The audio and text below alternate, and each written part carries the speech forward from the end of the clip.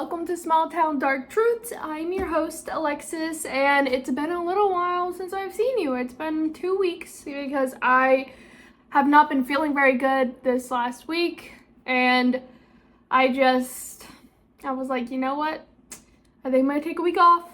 Again, I know I took Thanksgiving off, but I am going to be filming more than one episode this week so that, I am actually, so this doesn't happen again. I'm finally going to be responsible with my life. I'm also in a different setting because my stuff was already set up right here because I was going to be filming, or I did film a Reddit episode, but it was just so bad that I did not upload it. So all my stuff was already set up, and I was like, you know what? I'm just gonna be filming right here.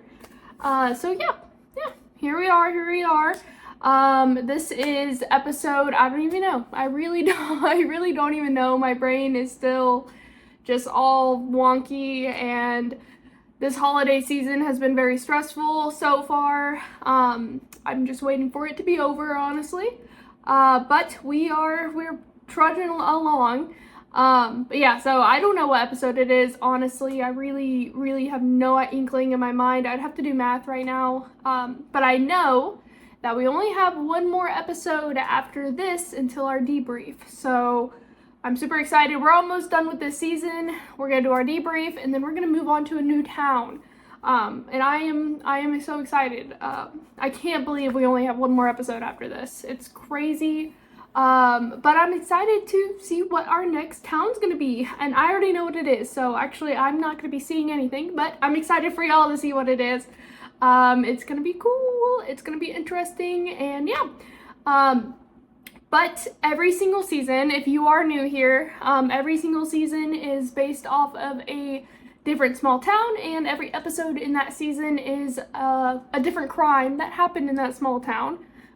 This season we are going to be visiting Winder, Georgia, so that's where we have been talking about this whole entire season so far. This crime technically happens in Auburn, but like I said in the very first episode, if you know Barrow County, it's all the same, or at least I know I said that, but I can't remember if I cut it out or not. But it is the truth. If you know Barrow County, it's all the same. Auburn, Winder, Carl, Bethlehem, it's just one tiny little area on the map, and it's all basically Winder, honestly. So yeah, this one is technically in Auburn, but it's close enough.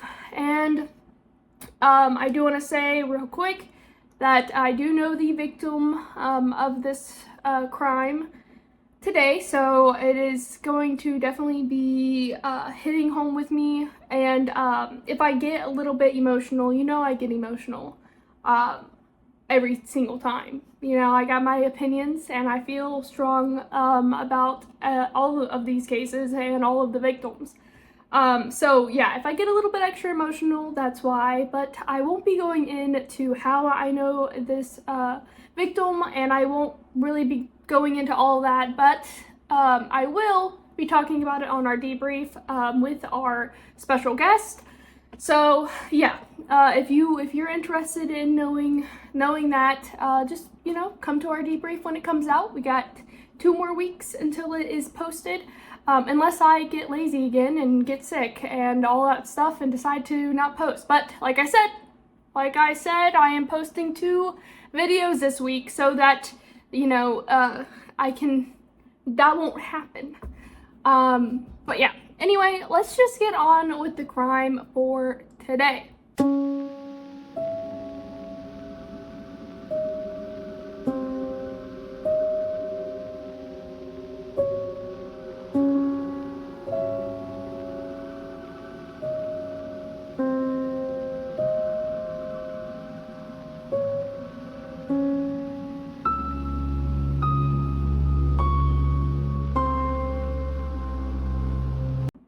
Today we are delving into a case that shocked the small community of Auburn, Georgia back in 2017. It's the story of a husband and wife, Darren and Dorothy Russell. On the surface, they looked like an ordinary couple living an ordinary small town life, but on March 17th, 2017, a tragedy unfolded in the parking lot of a local Ingles grocery store that left neighbors shocked and asking why. Now, this isn't a story just about murder, it's about domestic conflict, community silence, and the way tragedy can strike in the most public and ordinary spaces. Today, we'll unpack what happened that fateful night and what we know about the Russells, and explore the questions that remains unanswered. But before we get into it, a quick warning: this episode discusses domestic violence and homicide, so please be careful listening, and viewers' discretion advised. Auburn, Georgia is the kind of place where everyone knows everyone because the population was just over 7,000 at the time. It's not the kind of place where you'd expect to see the police swarming the grocery store or news crews camped out right outside the local Ingles. On March 17, 2017, that's exactly what happened. That evening, Dorothy Russell, aged 51, was found in her vehicle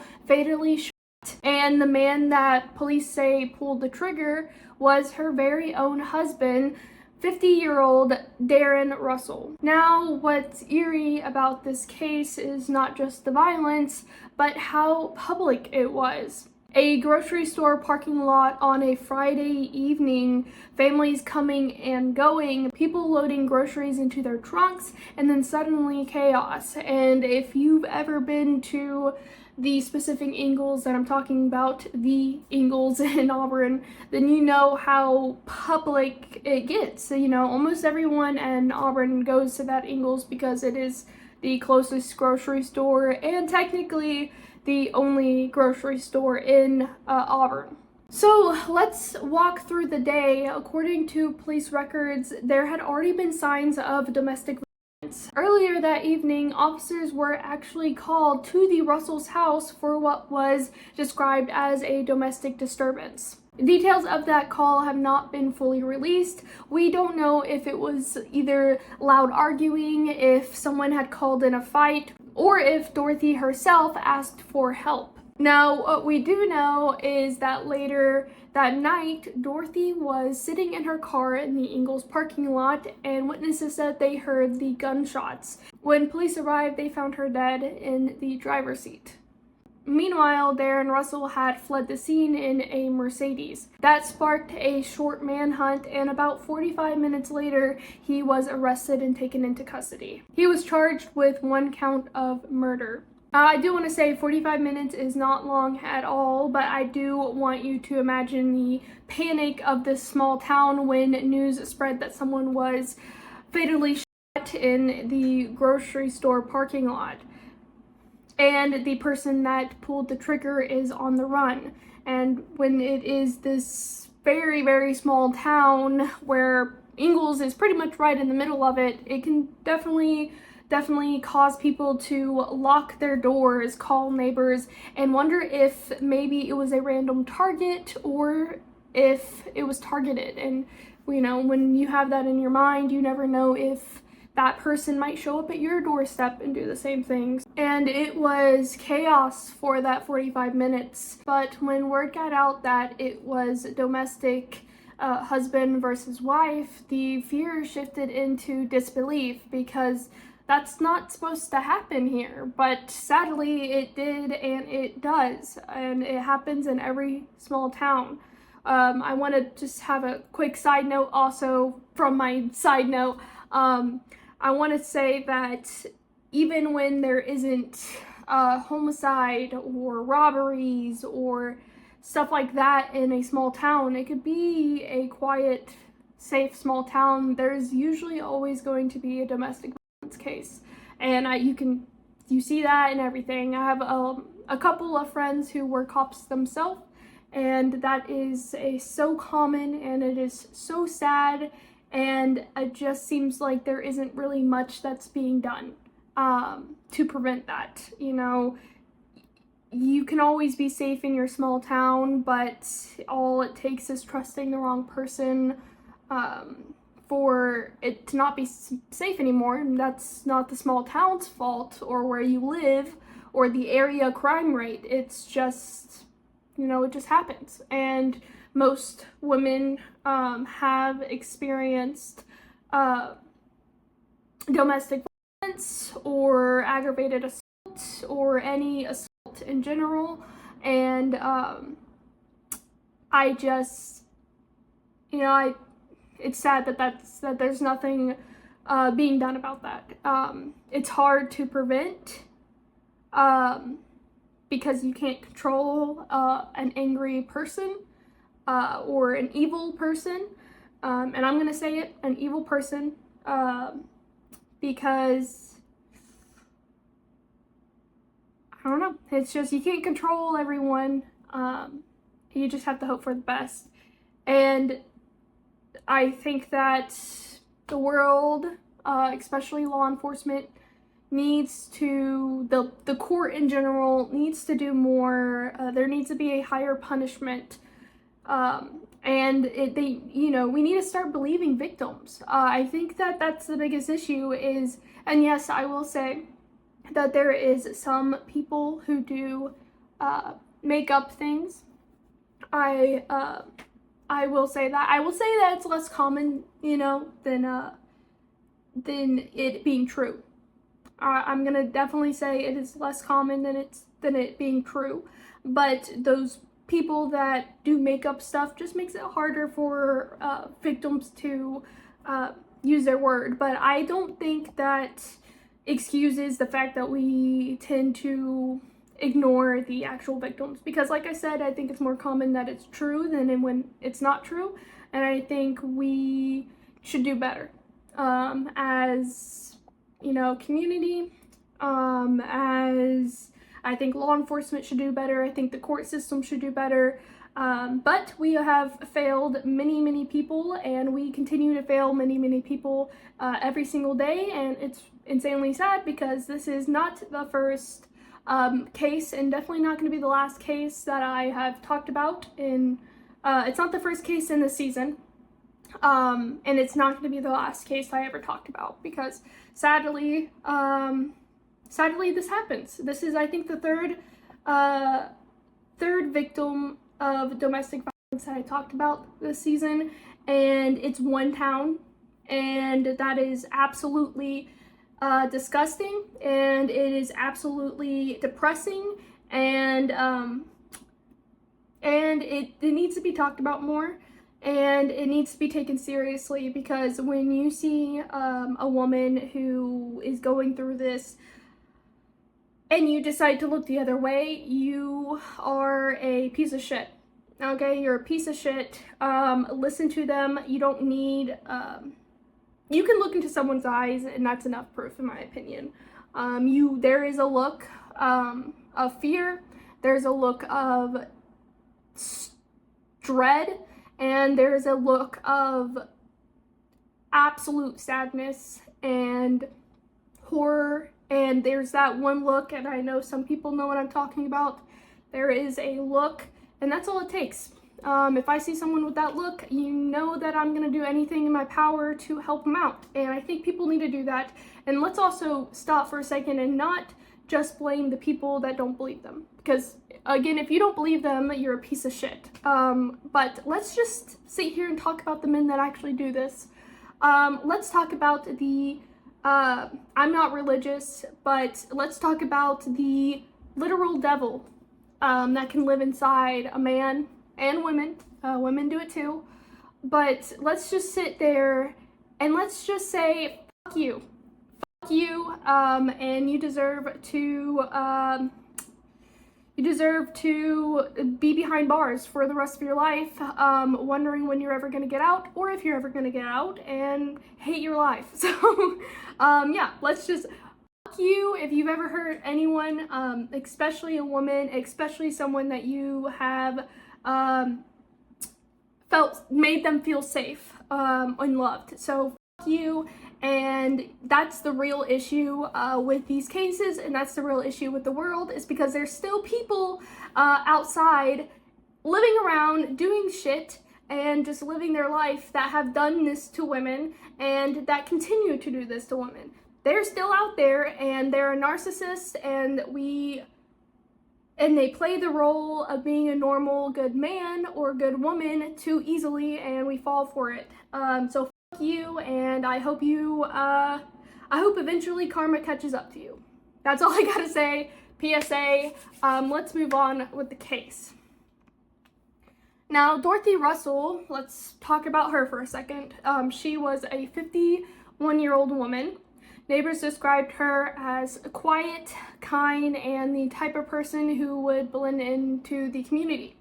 I will say she was a gym teacher at Auburn Elementary, and she was as sweet as can be. And that's my personal saying. She was sweet. She never made you feel different, and she always wanted to make every single one of her students feel special. And she succeeded. She succeeded at making you feel like you were seen, and like you were her pal. You were her. She was a amazing teacher, and there isn't a lot publicly available about her, which in a way makes the story more sad, because Dorothy's life and her death were reduced to a public record in one violent act when she was so much more than that. Her husband Darren was 50. He had no major criminal history that we could find in public records. To most people, they looked to be an average middle-aged couple in Barrow County,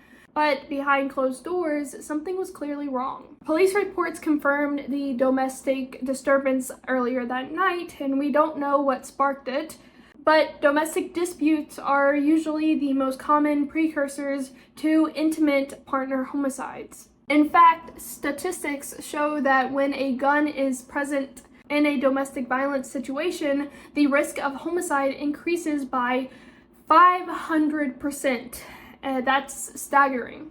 And here's the scary part. A lot of people in a small town brush off domestic arguments as just couples fighting, but the line between arguing and lethal violence is often razor thin. This case is a tragic example of that. After his arrest, Darren Russell was charged with 1 count of murder. News cameras caught him being brought to court for his first appearance. Reporters at the time noted that he didn't say very much at all. Authorities did not release a motive, and to this day, there is no public records explaining exactly what led him to shoot his own wife. Was it jealousy, control, fear of losing her? We don't know. I have heard a rumor around town that he possibly had a brain tumor, and that could have been the cause of his outburst. But again, that is just hearsay and gossip. There is no public records of him having a brain tumor. And that's part of the haunting silence of this case. In many domestic homicides, the motive is painfully clear. One partner is trying to exert control, punishing the other for leaving, or ending an argument in the most fatal way possible. For the public, it's a murder without a why. But this is where I want to pause and zoom out, because this case isn't just about Dorothy and Darren Russell. It's a much larger issue that affects millions of people. According to the CDC, 1 in 4 women and 1 in 7 men will experience severe physical violence from an intimate partner in their lifetime. In the United States, nearly half of female homicide victims are killed by a current or former male partner. And small towns are not exempt. In fact, victims in rural areas often face more barriers, fewer shelters, fewer advocacy groups, and a culture of silence that discourages speaking out. When people in Auburn saw the police lights that night, they weren't just witnessing a crime scene. They were seeing the outcome of something that probably had been building for years behind closed doors. And that's the thing. How many people saw warning signs but thought it's not my business? How many friends, neighbors, and even relatives knew Dorothy might have been in trouble but didn't say anything or push her to get help? That's not to blame anyone. It's just the reality of small towns. We mind our business and suddenly the business becomes front page news. In Auburn, people were stunned. This wasn't a crime of gangs or strangers. This was one of their own, a couple. People recognized it at the grocery store or around public. Local news stations covered it for a few days and then it faded. The Russells' neighbors were left shaken, especially from how public it was. A murder in a grocery store parking lot makes you feel like nowhere is safe. And yet the silence afterwards, no follow-up stories, no trial outcomes or sentencing, it almost makes it feel like the town collectively chose to move on and put the tragedy out of sight. And that's often how small towns do handle trauma, quietly. So what do we take away from the Russells case? First, the reminder that domestic does not discriminate. It happens in cities, it happens in suburbs, and it happens in quiet little towns. Second, that ignoring warning signs or assuming arguments are harmless can cost lives. Dorothy Russell's story deserves to be remembered not just as a headline, but as a reminder to look closer, listen harder, and support those who might be suffering silently. If you or someone you know is experiencing domestic violence, please reach out. In the United States, you can call the National Domestic Violence Hotline at 800-799-7233 or text START at 88788. Help is available even when it doesn't feel that way, because Dorothy didn't get a chance to escape, and that dark truth from a small town is why we tell her story today. Now, thank you for listening to Small Town Dark Truths. I am your host, Alexis, and keep probing, keep questioning, because dark truths often hide where we least expect them. If you found today's episode impactful, please share it, leave a review, and like and subscribe for more. I truly appreciate it. But yeah, I will see you next week with our next episode and then our debrief the week after. I'm so excited. Bye!